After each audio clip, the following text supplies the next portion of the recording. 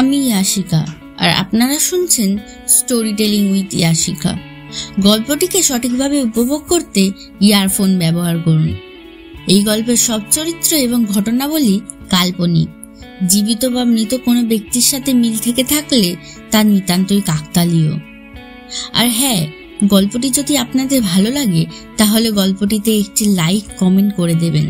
R story telling with ইয়াশিকাতে একটা subscribe করে bell আইকনটি প্রেস করবেন। তোমাকে পেতে চাই সিজন 2 পর্ব 6। নিকিতার ফ্লাইট ইউকের মাটিতে ল্যান্ড করলো। ও এয়ারপোর্ট থেকেই সোজা চলে যায় সেই ডক্টরের কাছে। ডক্টর জানান এই সার্জারি করলেও ডাক্তাররা কোনো রকম ভাবে দায়িত্ব নেবে না যদি কোনো রকম ফেইল্ড হয়ে যায়। তাই নিকিতাকে যদি এই সার্জারিটা করতে হয় তাহলে ওকে একটা এগ্রিমেন্ট করতে হবে ডাক্তারদের সাথে, যেখানে থাকবে যে নিকিতা সম্পূর্ণ নিজের ইচ্ছা এই সার্জারি করতে রাজি, এর জন্য কেউ ওকে জোর করেনি। নিকিতা সেই এগ্রিমেন্ট মেনে নিল কোনো কিছু না ভেবেই, কিন্তু ডাক্তাররা ওকে জানালো যে এটা বেশ সময় সাপেক্ষ, মোটামুটি 3 থেকে 4 মাস সময় লাগবে রিকভারি হতে। নিকিতা সেটাও মেনে নিল। ডাক্তাররা 2 দিন পরে সার্জারির ডেট ঠিক করলেন। এই 2 দিন নিকিতাকে হসপিটালেই ভর্তি থাকতে হবে। সার্জারির আগে কিছু প্রসেস আছে যেগুলো ডাক্তাররা করবেন। 2 দিন ধরে নিকিতার ক্যাজুয়াল কিছু ট্রিটমেন্ট চললো। পরের দিন নিকিতার সার্জারি শুরু হলো। প্রায় 16 ঘন্টা চললো ওটি। তারপর 4 দিন পর ব্যান্ডেজ খোলা হয় এবং ডাক্তাররা ফাইনাল চেক আপের পর নিকিতাকে বলেন আপনার সার্জারি সাকসেসফুল হয়েছে। নিকিতার মুখের সামনে লেডি নার্স একটা আয়না ধরেন। নিকিতা নিজের মুখ আয়নাতে দেখে একটা বাঁকা হাসি দেয় আর মনে মনে বলে, ঈশা আমি আসছি, তুমি শুধু আমার আর কারো নও। আমি কিছুতেই তোমাকে অন্য কারোর হতে দেব না। তোমাকে আমিই সুস্থ করে তুলব। তুমি কোনোদিনও ঐশীকে আর খুঁজে পাবে না। হা হা হা হা। 4 মাস মতো নিকিতা হসপিটালেই ভর্তি থাকে। রোজ ডাক্তাররা কিছু না কিছু ট্রিটমেন্ট করতেই থাকে। নিকিতার ফেস আস্তে আস্তে রিকভারি করতে থাকে। ফাইনালি ওর ট্রিটমেন্ট শেষ হয়। নিকিতা পেয়ে যায় অন্য একজনের ফেস, ঐশী রায়ের ফেস। নিকিতাকে দেখলে যে কেউই বলবে এটা নিকিতা নয়, এটা ঐশী। আর ওদিকেও ঈশার ট্রিটমেন্ট চলতে থাকে রিহাবে। এই 4 মাসে অনেকটাই সুস্থ হয়ে উঠেছে ঈশা, আবার স্বাভাবিক জীবন ফিরে এসেছে। এখন ঈশার ঐশীকে নিয়ে যে হ্যালুসিনেশন ডিসঅর্ডার রোগটি হয়েছিল সেই রোগ থেকে এখন সে সেরে উঠেছে। ঈশা বাস্তবতাকে আস্তে আস্তে মেনে নিতে শিখছে। এখন রোজই ইনস্টিটিউটে যায়, নিজের কাজকর্মে মন দিয়েছে। এমনই একদিন ঈশা একটু কাজের ফাঁকে গঙ্গার সামনে এসে দাঁড়িয়ে বয়ে যাওয়া স্রোতের দিকে তাকিয়ে আছে। সিকিউরিটি গার্ড এসে বলল, ম্যাডাম জি আপনার সাথে একটা মেন সাহেব দেখা করতে এসেছেন। ঈশা সেনকে খুঁজছেন উনি। ঈশা ঠিক আছে, তাকে পাঠিয়ে দাও এখানে, আমি এখানেই আছি, যাও। Security okay madam. Security guard চলে গেল ওখান থেকে। ঈশা দাঁড়িয়ে আছে গঙ্গার দিকে মুখ করে। পেছন থেকে কেউ একজন ডাকলো ঈশা বলে। ঈশার পূর্ব পরিচিত কণ্ঠ এটা। ঈশা পেছন ঘুরে তাকিয়ে স্তব্ধ হয়ে যায়। পাথরের মূর্তির মতো দাঁড়িয়ে থাকে। ঈশার অপর প্রান্তে যে মানুষটা ছিল সে ঐশী। হ্যাঁ, ঐশী রায়। ঈশার গাল বেয়ে চোখের জল গড়িয়ে পড়ছে অঝরে ঐশীকে দেখে। ঈশা 2 হাত বাড়িয়ে দিল ঐশীর দিকে। ঐশী ছুটে এসে ঈশাকে জড়িয়ে নিল বুকের মাঝে। ঈশার চোখের জল আজ বাঁধ ভেঙেছে। ঈশা ঐশীকে জড়িয়ে হাউ হাউ করে কাঁদতে থাকে। এতদিনের এতগুলো বছরের যে কষ্ট জমেছিল বুকে তার অবসান ঘটল যেন আজ। ঈশা পরম শান্তি পাচ্ছে ঐশীর স্পর্শে। ঐশীও নিজের কষ্টগুলোকে সামলাতে পারল না। ঐশীও কেঁদে ফেলে।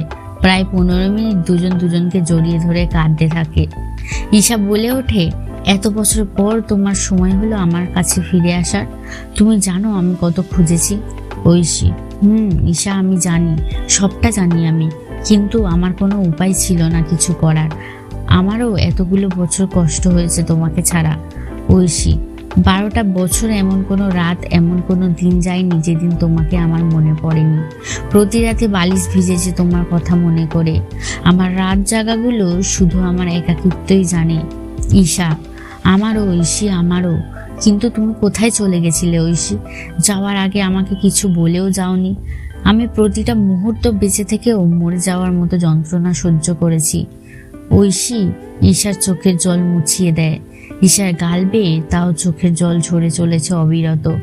ঈশা নিজের চোখকেও বিশ্বাস করাতে পারছে না যে ওর ঐশী ওর সামনে। ঐশীর কিছু হয়নি, ঐশী ঠিক আছে একদম, আর ওর সামনে দাঁড়িয়ে আছে সুস্থ সবল ভাবে। ঈশার আর কি চাই? ঈশা আর ঐশী গঙ্গার ধারে গিয়ে বসে। ঐশীর কাঁধে মাথা রেখে ঈশা জিজ্ঞাসা করে, সেদিন রাতের পর তোমাকে অনেক খুঁজেছি কিন্তু পাইনি, কি হয়েছিল বলো আমায়? আচ্ছা, আমি আবার প্রতিচ্ছবি দেখছি না তো তোমার মুখের অন্য কারোর সাথে? ঐশী: না ঈশা, আমি সত্যি তোমার সামনে, তোমার কাছে, তোমার পাশে, তোমাকে জড়িয়ে ধরে রয়েছি। আমিও কখনো ভাবিনি যে তোমার সাথে কখনো আবার দেখা করতে পারবো, যোগাযোগ করতে পারবো। ঈশা দুহাত দিয়ে ঐশীর মুখটা ধরে বলে, অনেক শান্তি লাগছে আজকে। কতটা খুশি আমি তোমাকে বলে বোঝাতে পারবো না। তোমাকে অনেক ভালোবাসি ঐশী। তুমি কথা দাও কোথাও যাবে না, তুমি কিছু বলে আমায় বলবে বলো। ঐশী: যাবো না কোথাও, প্রমিস। তোমার কাছে একবার চলে এসেছি যখন, আর যাব না কোথাও। আর ভয় নেই, তোমাকেও আমি আর হারাতে দেব না। জানি তুমি অনেক কষ্ট পেয়েছো আমার জন্য, তার জন্য সরি। ঈশা: সরি বলো না ঐশী, আমি যেমন কষ্ট পেয়েছি তোমাকে ছাড়া, তুমিও একই কষ্ট পেয়েছো আমাকে ছাড়া। কিন্তু তুমি এতগুলো বছর কোথায় ছিলে, কি করছিলে, সব বলো আমায়, বলো আমায় ঐশী। ঐশী: আজকে থাক না, বলতে শুরু করলে আর শেষ হবে না এই গল্প। এতগুলো বছর পর তোমাকে কাছে পেয়েছি, একটু তোমাকে জড়িয়ে ধরে প্রাণটা জুড়াই। ঐশী ঈশার গালে হাত রেখে ঈশার কপালে কপাল ঠেকিয়ে বলে, I love you Isha, I love you a lot, I can't live without you Isha. Isha: আমিও পারবো না তোমাকে ছাড়া বাঁচতে। এতদিনে মরেও যেতাম হয়তো, তুমি আর আমাকে দেখতেও পেতে না কখনো। ঐশী ঈশার ঠোঁটে আঙুল রেখে বলে, চুপ, একদম বাজে কথা বলবে না। আমি থাকতে তোমার কিছু হতে দেব না আমি। ঐশী ঈশার ঠোঁটে ঠোঁট বসালো। ঈশাও গভীর চুম্বনে হারিয়ে গেল। এই গোটা 12 বছরের দুঃখ, কষ্ট, যন্ত্রণা, একাকিত্ব, ভয়, একে অপরকে হারানোর ব্যথা, সব যেন এই একটা চুমুতেই দুজন শুষে নিল একে অপরের থেকে। এই চুমু তৃপ্তির, এই চুমু গভীর ভালোবাসার প্রতীক, এই চুমু শান্তি, এই চুমু একে অপরকে কাছে পাওয়ার আনন্দের। দুজনের গাল বেয়ে এই চোখের জল গড়িয়ে চলেছে। তৃপ্তিতে চুমুতে দুজন লিপ্ত হয়েছে। দুজনের 12 বছরের তৃষ্ণার অবসান হলো আজ। ঈশা আর ঐশী 12টা বছর ধরে জমে থাকা রাগ, ভালোবাসা সবটাই একে অপরের উপর উজাড় করে একে অপরকে ভালোবেসে চলেছে। ওরা কি করবে, কি বলবে, দুজনেই বুঝে উঠতে পারছে না। সেই সময় কোথাও দূর থেকে একটা গান বেজে উঠল। বকুলের মালা শুকাবে, রেখে দেব তার সুরভি,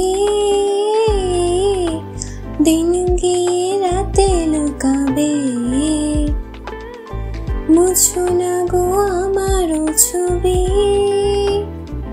আমি মিনতি করে গেলাম, তুমি চোখের আড়াল হও, কাছে কিংবা দূরে রও, মনে রেখো আমিও ছিলাম, এই মন তোমাকে দিলাম, এই প্রেম তোমাকে দিলাম। হঠাৎ ঈশা নিজের 2 হাতে ঐশীর মুখটা খুব ভালোবেসে ধরে ওর চোখের দিকে তাকিয়ে বলল, দেখো ঐশী, ভগবানও চান না তুমি আমার থেকে দূরে থাকো। আমি যে আজ কতটা খুশি আমি তোমায় বলে বোঝাতে পারবো না। তুমি আমার ঐশী, আমার প্রিয় ঐশী। এই বলে ঐশীকে নিজের বুকের মধ্যে টেনে নিয়ে ওর কপালে একটা চুমু এঁকে দিল। ঠিক সেই সময় কে একজন মহিলা কণ্ঠ ওদের পেছনে এসে হঠাৎ বলে উঠলেন, এটা অফিস, কাজের জায়গা। তোমাদের কি মনে হয় যা না তাই করা যায় এখানে? এমন বাজে মন্তব্যে ওরা বাস্তবে ফিরে এলো এবং দেখলো ঠিক ওদের পেছনে দাঁড়িয়ে রয়েছে নন্দিনী। ঈশাকে পেয়ে ঐশী তখন সব ক্লান্তি দূর হয়ে গেছে। একগাল হাসি নিয়ে নন্দিনীকে বলল, আরে নন্দিনী, কখন এলে তুমি? নন্দিনী: এই সবেই এলাম। Aishi, meet my boyfriend Isha. দীর্ঘ 12 বছর পর ওকে যে আমি আবার ফিরে পাবো আশা করিনি, তাই আমার সময়ের কোনো খেয়ালই ছিল না। I am extremely sorry for this Nandini. একগাল মুচকি হেসে নন্দিনী বলে উঠল, আরে না না, আমি তো মজা করছিলাম। তুমি এখন প্রেমিসেসে এন্ট্রি করছিলে, আমি তখনই তোমায় নোটিস করেছি। আমি তোমাকে জাস্ট বলতে এসেছিলাম যে ঐশী তুমি গেস্ট হাউসে যাও ঈশাকে নিয়ে, এই নাও চাবি। এই বলে নন্দিনী ওখান থেকে বেরিয়ে গেল। ঈশা, এক মিনিট, নন্দিনীকে তুমি চিনলে কি করে? ওর সাথে তোমার সম্পর্ক কি? নন্দিনী তো নিকিতার ওয়াইফ, তাহলে তুমি ওদের সাথে কেন? ঐশী, বলবো, সব বলবো তোমায়, কিন্তু এখন নয় প্লিজ, সময় হলে ঠিক বলবো, চিন্তা করো না। ঈশা হঠাৎ করে বলে উঠল, ঐশী বাড়ি যাবে না? আমরা আবার কি একসাথে থাকবো না? ঐশী ঈশাকে শক্ত করে জড়িয়ে ধরে বলে, তোমাকে নিজের কাছে রাখবো, যেতে দেব না আর কোথাও তোমায়, কিন্তু এখন তোমার বাড়িতে যাব না, পরে যাব, এখন আমার সাথে চলো তুমি। কথাটা শেষ হওয়ার সাথে সাথে ঈশা ঐশীর হাতটা শক্ত করে ধরে বলল, ঠিক আছে চলো। ঈশা বলল, ঐশী তুমি 1 মিনিট অপেক্ষা করো, আমি একটু গাড়ি নিয়ে আসছি।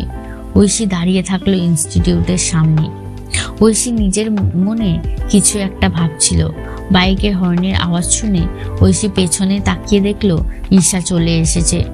ঠিক আগের মতোই যেমন করে ঈশা টিউশনের সামনে ওকে নিতে যেত। ঐশীর সেই সব পুরনো দিনগুলোর কথা মনে পড়তে লাগলো। ঈশা, কি ম্যাডাম গাড়িতে বসবেন না নাকি? ঐশী জলদি বাইকে বসে পড়লো এবং রওনা দিল গেস্ট হাউসের দিকে। ঈশা বলল, ঐশী একটা গান করবে প্লিজ, তোমার ঈশার জন্য। এই বলে ঈশা এক হাতে গাড়ির স্টিয়ারিং আর এক হাত দিয়ে ঐশীর হাতটা নিজের হাতে নিয়ে একটা চুমু খেলো। ঐশী একরাশ ভালোবাসা নিয়ে গেয়ে উঠল একটা গান। ওদের গানের মাঝে কিভাবে যে এতটা পথ চলে এলো বুঝতেই পারল না। দুজনেরই খেয়াল ছিল না, দুজন দুজনের মধ্যে ডুবেছিল। গাড়ি এসে থামলো গেস্ট হাউসের সামনে। গাড়ি থেকে নেমে দুজনে হাত ধরে ভিতরে যায়। ঐশী পার্স থেকে চাবি বের করে দরজা খুলে ভেতরে ঢুকলো।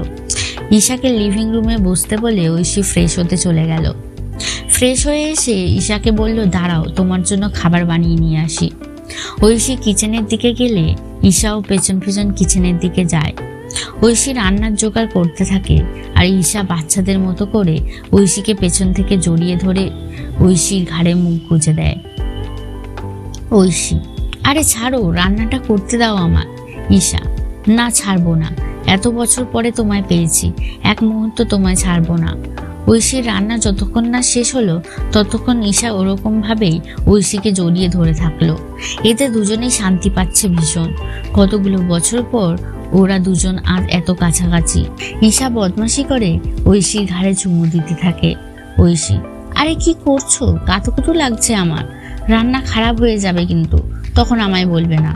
ঈশা, রান্না খারাপ হয় হোক, কিন্তু আমি তোমাকে জ্বালাবো। এত বছর তোমাকে বিরক্ত করিনি, সেই সব শোধগুলো আস্তে আস্তে নিতে হবে তো নাকি? পানিশমেন্ট তো পেতে হবে তোমায় আমাকে ছেড়ে যাওয়ার জন্য।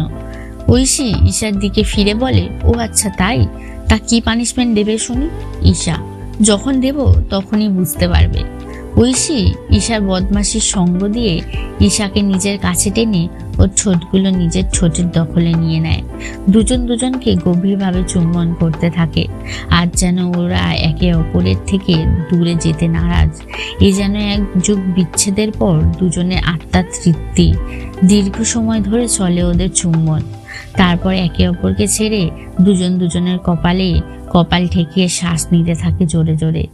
ঈশা ঐশীর কপালে চুমু দিয়ে বলে, অনেক ভালোবাসি তোমায় পাগলি। ঐশী, আমিও অনেক অনেক অনেক ভালোবাসি তোমায় ঈশা।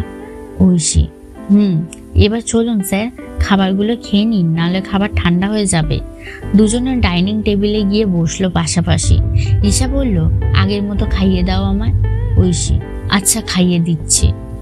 ঐশী ঈশাকে খাইয়ে দিলে ঈশাও ঐশীকে খাইয়ে দেয়। ওদের দুজনকে আবার এরকম ভাবে দেখে প্রাণটা জুড়িয়ে গেল আমার। আজীবন অমর থাকুক ঈশা আর ঐশীর এই ভালোবাসা। আমরা সবাই সাক্ষী হয়ে থাকতে চাই ওদের ভালোবাসার। কি তাই তো বন্ধুরা?